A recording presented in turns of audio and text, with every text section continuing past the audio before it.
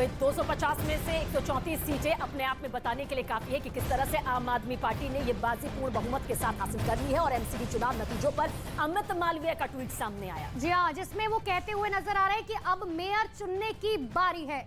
जिसके पास नंबर होंगे उसी का मेयर होगा। और देखिए, इस ट्वीट के अपने आप में कई सियासत में छिपे भविष्य के मायने नजर आते हैं। चंडीगढ़ का जिक्र करते हुए यहां पर नजर आए अमित मालवीय और लगातार बीजेपी के तमाम बड़े नेता यही कहते हुए नजर आ रहे हैं कि देखिए, मेयर तो हमारा ही बनेगा। और इसीलिए भारतीय जनता पार्टी की एक बड़ी बैठक इस चुनाव के नतीजों के बाद लगातार जारी है।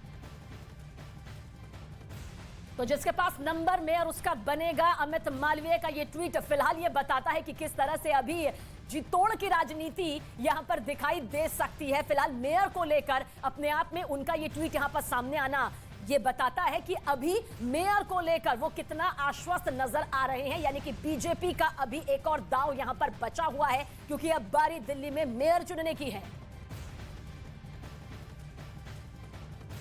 तो देखिए, फाइनेंशियल ईयर में जो है वो मेयर चुना जाता है, लेकिन फाइनेंशियल ईयर बीत चुका है, यानी कि अगले अप्रैल में जो है मेयर के इलेक्शन होने संभव है। लेकिन अब ये पूरी तरीके से सेंट्रल गवर्नमेंट के ऊपर, यानी कि केंद्र सरकार के ऊपर निर्भर करता है कि आखिर मेयर का चुनाव कब होगा। और अगर ये 3 महीने का वक्त दिया जाता है तो कभी भी बाजी पलट सकती है। और इसी बात का डर अब आम आदमी पार्टी और अरविंद केजरीवाल को है। और इसीलिए मंच से बोलते हुए अरविंद केजरीवाल नजर आए थे कि किसी भी पार्षद को अहंकार नहीं होना चाहिए कि वो जीत चुका है। हमें जनता के बीच जाना है और जनता की बात सुननी है।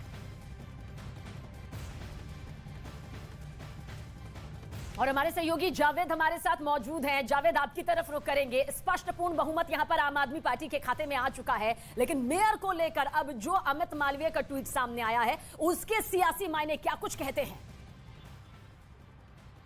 देखिए, अमित मालवीय ने साफ तौर पर ट्वीट में कहा है कि जिस तरह से चंडीगढ़ में हुआ उस तरीके से दिल्ली में भी हो सकता है। और ये लगातार बीजेपी के कई नेता लगातार ये बात कह रहे हैं कि बेशक आम आदमी पार्टी को जीत मिली हो, लेकिन मेयर बीजेपी का होगा। लेकिन कैसे होगा ये देखना होगा। ये बड़ी चुनौती होगी, क्योंकि देखिए, बहुमत से 8 सीटें ही ज्यादा हैं आम आदमी पार्टी के पास। क्योंकि जिस तरह के एग्जिट पोल आए थे उस तरह के नतीजे तो नहीं कह सकते, क्योंकि क्लीन स्वीप लगभग सभी पोल्स में दिखाई गई थी। तो कहीं ना कहीं आम आदमी पार्टी के पास जो 134 हैं, ये बड़ी चुनौती होगी कि जब भी सदन बैठेगा और वोटिंग होगी मेयर के लिए, तो उस तरह क्या स्थिति बनती है। जावेद, कोई जो जावेद, मेयर कौन बनेगा ये तो वक्त बताएगा, ये भविष्य बताएगा। लेकिन ये समझाइए कि दोनों तरफ बैठकें चल रही थी। बीजेपी भी एक बड़ी बैठक कर रही थी, आम आदमी पार्टी भी एक बड़ी बैठक कर रही थी। क्या बैठक में से कोई बड़ी बात निकलकर सामने अंदर खाने की कोई तस्वीर?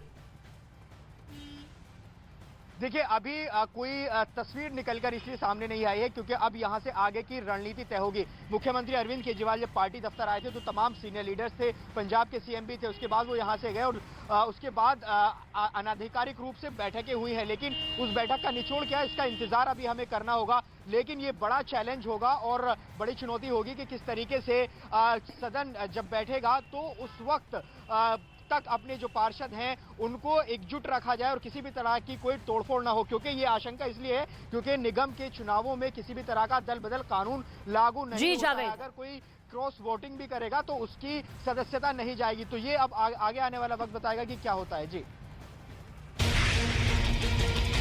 रिजल्ट सेंटर से सीधा आपकी स्क्रीन पर पहले रुझान आना शुरू हो गए हैं। अभी 227 वार्ड के रुझान आ चुके हैं। ये बीजेपी का है, फिलहाल बीजेपी की बढ़त बनी हुई है। अब बीजेपी आगे चल रही है। 130 पर आम आदमी पार्टी आगे चल रही है। एमसीडी के लिए वो बहुत सालों से पसीना बहा रहे थे। बॉबी किन्नर और इकलौती किन्नर उम्मीदवार भी ये जीत गई है। जादुई आंकड़ा होता है उससे काफी दूर बीजेपी जाती हुई दिखाई दे रही। आम आदमी पार्टी यहाँ पर जो बहुमत है